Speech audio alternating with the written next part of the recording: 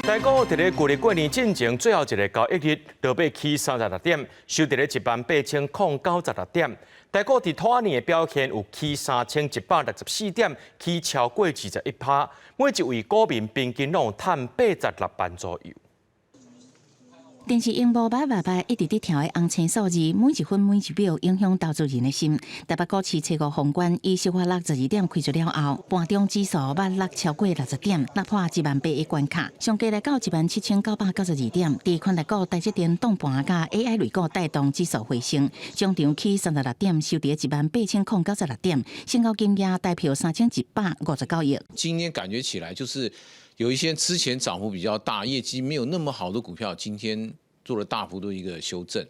那台积电还是一个相对强势。根据最近3年的统计，4牛虎年台股封关日分别收伫15802点、17674点、甲14932点。统计台股金兔年规年拢总起3164点，幅度超过21%。每一个股民平均赚86万左右。上市公司总期待出了57.5条，比虎年封关46.7条增加10.8条，这若是头一个突破18000的封关日。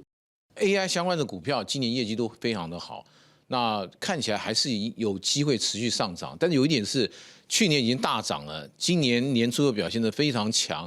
那风险上还是要稍微注意。到底美国联准会主席鲍尔顶礼拜宣布3月无啥可能降息，除非未来看到更加侪通膨降温的证据，国家1月非农就业数据公布超过市场的预测，嘛推杀美金指数跳悬到7礼拜的关位，徛上104，和亚洲主要的货币兑换美金拢变薄，代表兑换美金初五收伫31.375，报1.32角。